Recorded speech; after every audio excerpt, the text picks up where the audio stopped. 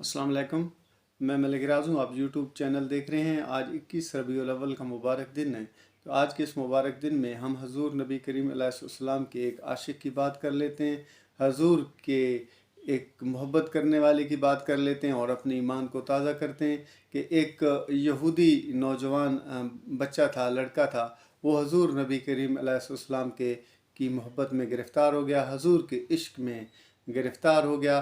और हजूर का इश्क तो जहाँ पर आ जाए वहाँ पर कुफ्र के अंधेरे ख़त्म हो जाते हैं, वहाँ पर जहालत ख़त्म हो जाती है और ईमान अंदर दाखिल हो जाता है। वहाँ से दुनिया निकल जाती है और अल्लाह दिल के अंदर आ जाता है, क्योंकि वह दुहा वाला चेहरा ही ऐसा है, वल्लैल वाली जुल्फ़ी ही ऐसी हैं, यासीन जैसा चेहरा ही ऐसा है।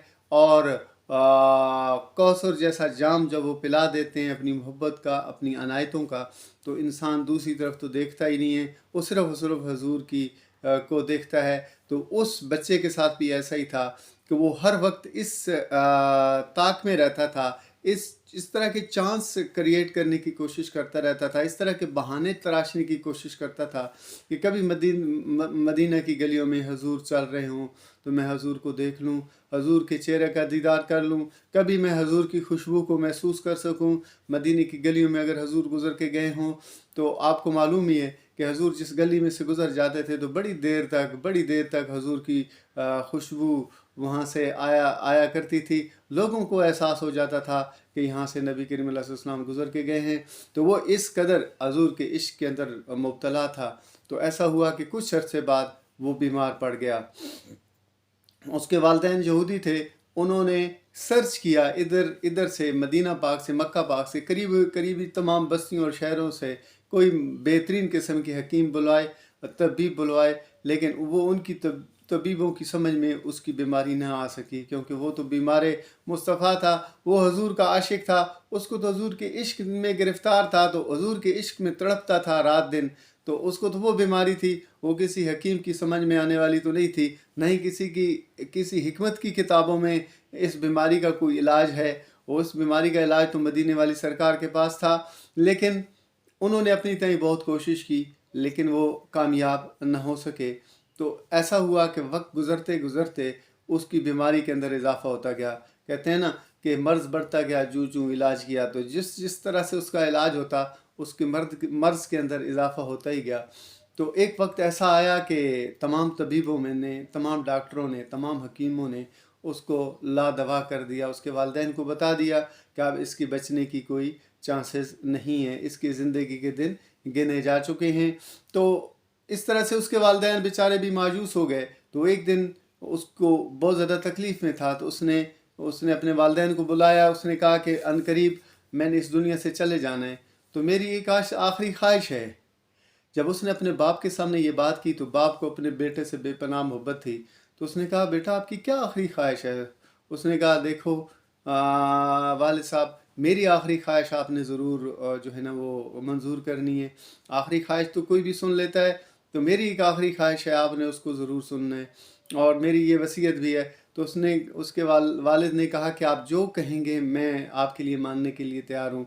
आप तो मेरी आँखों का तारा हैं, आप तो मेरे जिगर का टुकड़ा हैं, आप तो मेरे बेटे हैं, मैं तो आपकी सारी बातें मानने को तैयार हूँ। तो उसने कहा, एक बात है कि मैं आखिरी वक्त में हजूर नबी करीम अलैहिस्सलाम की दीदार पाक से मुशर्रफ होना चाहता हूँ, हजूर को इन आँखों से देखना चाहता हूँ, हजूर के साथ मुलाकात करना चाहता हूँ, आपकी कदमों में अपनी सांसों का इख्तिताम करना चाहता हूँ। जब उसके वालिद ने ये ख्वाहिश सुनी तो वो परेशान हो गया। उसने कहा, नहीं, ऐसा कैसे हो सकता है? आपने सारी ज़िंदगी, हम सारी ज़िंदगी यहूदी मज़हब में रहे हैं, अब आखिर में आकर आप ऐसा क्यों करना चाहते हैं? उसने कहा, वालिद के सामने हाथ जोड़े कि ए वालिद मोहतरम, मेरी ये आखिरी ख्वाहिश जो है वो पूरी कर दी जाए।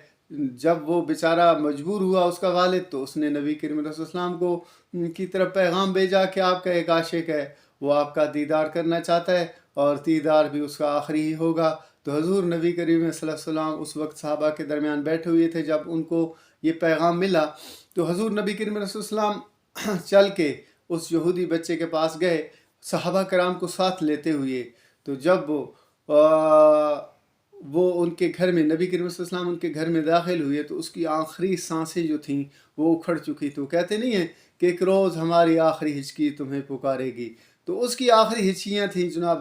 تو حضور بھی اس کی حضور کے چہرے اقدس پہ اس کی نظر پڑی نا، تو حضور کے ساتھ لپٹ گیا، حضور کے قدموں میں بیٹھ گیا اور اس نے کہا یا رسول اللہ مجھے آپ پلیز اپنا غلام بنا لیجئے، مجھے اپنے صحابہ کے اندر شامل کر لیجئے اور میری آخرت کو سنورنے کا اہتمام کر لیجئے. تو نبی کریم صلی اللہ علیہ وسلم نے اس بچے کو کہا کہ جی میں ضرور آپ کے لیے آپ کی آخرت کو سنواروں گا، یہ میں گارنٹی دوں گا، لیکن آپ کلمہ توحید پڑھ لیں.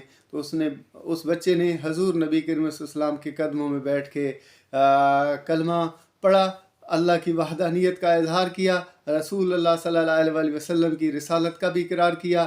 تو اس کی آخری سانسیں حضور کے قدموں میں اکھڑی.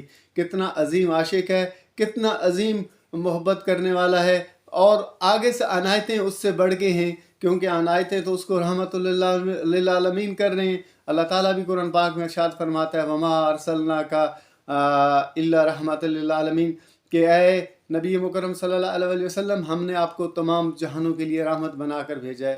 تو حضور تو رحمت ہیں تمام جہانوں کے لیے.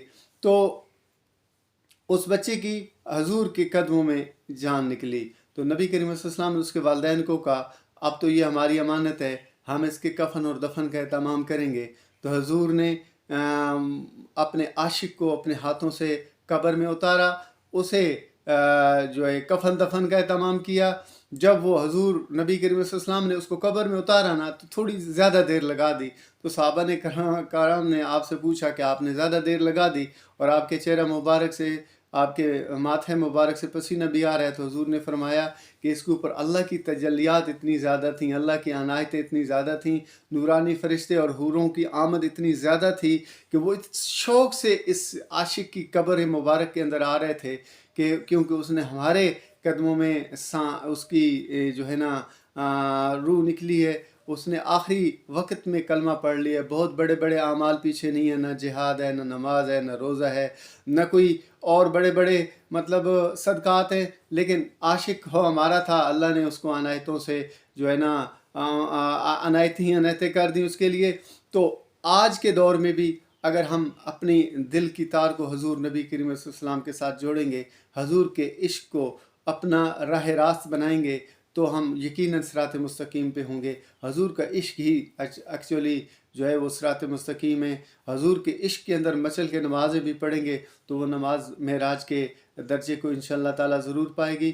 میری آپ سب سے گزارش ہے کہ حضور کے مجھ ناچیز کو بھی اپنی دعاؤں میں یاد رکھیں اور میرے اس چینل کو سبسکرائب کر لیں، اس کو لائک کر لیں تاکہ آپ کو میری آنے والی اگلی ویڈیوز بھی ملتی رہیں.